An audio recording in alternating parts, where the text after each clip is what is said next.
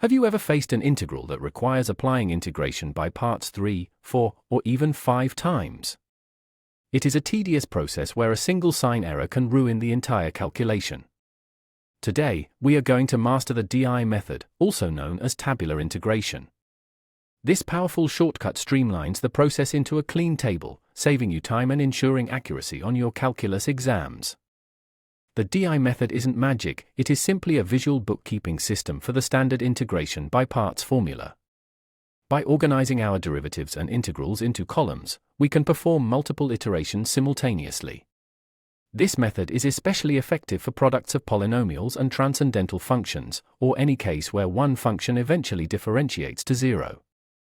Before we dive in, ensure you are comfortable with basic differentiation and integration. You will need to differentiate one function repeatedly while integrating another. If you can handle power rules, exponentials, and basic trigonometric functions, you are perfectly prepared to use the tabular method. Let's look at how we choose our functions. Just like standard integration by parts, we use the Lie mnemonic to choose which part of the integrand to differentiate. We want to pick a function for the dA column that eventually becomes 0 or is easy to differentiate, and a function for that I column that is easy to integrate repeatedly. Most often, polynomials are our best friend in the D column. The structure of our table is the secret to its success. We create 3 columns. The first column handles the alternating signs from the IBP formula, starting with a plus. The second column is for the function we differentiate, and the third is for the function we integrate. This layout prevents the most common mistake, forgetting to distribute the negative signs. To use the table, we differentiate the dA term until it reaches 0. Simultaneously, we integrate that IA term the same number of times. To find the solution, we multiply terms along the diagonals, the first's dA term times the second IA term, adjusted by the sign in that row. It is a systematic path to the final answer.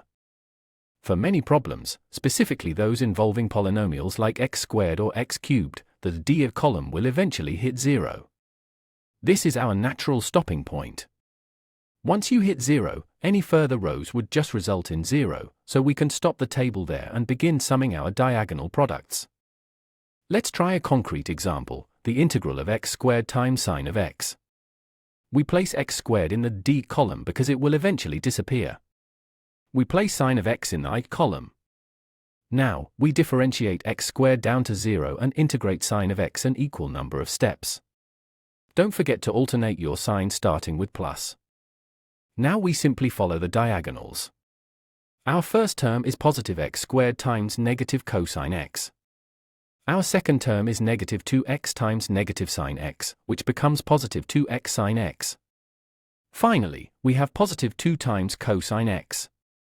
Add them all together, append the constant of integration c, and we have our result without writing the IBP formula once. Let's increase the complexity with x cubed times e to the 2x. This would normally require 3 rounds of integration by parts. With the JEE method, we just keep going down the columns. Notice how the I column requires us to divide by 2 each time due to the chain rule in reverse. The table keeps these fractions organized perfectly. Combining our diagonals, we get our final expression. Notice how the alternating signs from our first column are applied to each product. We can then simplify our coefficients, like changing 6/8 to 3/4. This method turns a potentially messy 10-minute problem into a 1-minute exercise. It's all about the visual layout. In a looping case, we look for a row that is a multiple of our original integrand. When we stop at a row that hasn't reached 0, the product of that row stays inside an integral sign. This allows us to set up an algebraic equation to solve for the original integral. Let's see it in action. We differentiate e to the x and integrate cosine x. After 2 rows, our d is still e to the x and our I is now negative cosine x. This row looks exactly like our original problem, just with a different sign. We stop here because we can now treat the integral as a variable in an equation. By reading the diagonals and the final horizontal row, we get the integral equals e to the x sine x plus e to the x cosine x minus the integral of e to the x cosine x. We add that integral to both sides, giving us 2 times our target. Divide by 2, and you've solved a circular integration problem with ease. The DI method isn't just for polynomials. Consider the integral of natural log of x. We can set d as ln x and I as 1. Even though ln x doesn't differentiate to 0, one step gives us 1x and x. The horizontal product of these is simply 1, which is very easy to integrate. The most common mistake when using the DI method is starting with the wrong sign. Always remember, the first row, where your original u and dv are placed, is assigned a positive sign. The alternation begins only as you move down to the subsequent rows.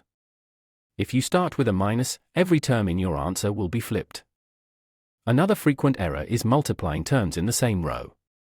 Remember, the formula is u times the integral of dv. In our table, that means the first item in the DI column must be multiplied by the second item in the TI column. Always shift down one row when drawing your diagonal product lines. It sounds simple, but in the excitement of using such a fast method, many students forget the constant of integration. Because the DI method feels like a calculation tool, it is easy to treat it like a definite integral. Always add your plus c at the very end of your final expression. To wrap up, the DI method is your best tool for repeated integration by parts. Identify your functions using LEAT, set up your 3 columns, differentiate until you hit 0 or a loop, and multiply along the diagonals. It turns a page-long derivation into a simple, organized table that is much easier to double-check. Let's test your understanding with a quick question. If you were integrating x to the 4th power times e to the x, how many rows would your DI table need to reach the 0 terminal? Think about how many times you need to differentiate x to the 4th to reach 0. The correct answer is 6. You have the original function, then 4 derivatives to get to a constant, and 1 final derivative to reach 0. That's 6 rows total. Knowing the size of your table beforehand helps you manage your space on the page during an exam. If you are working with a definite integral, simply find the general antiderivative using the DI method first. Once you have the full expression, apply the fundamental theorem of calculus by plugging in your upper and lower limits. The DI method handles the hard part of finding the antiderivative perfectly. You are now equipped to tackle even the most daunting integrals with confidence. The DI method is a favorite among calculus students for a reason: it works, it's fast, and it reduces errors. Keep practicing with different functions, and soon you'll be integrating by parts faster than ever before. Generated by Vision Solve AI.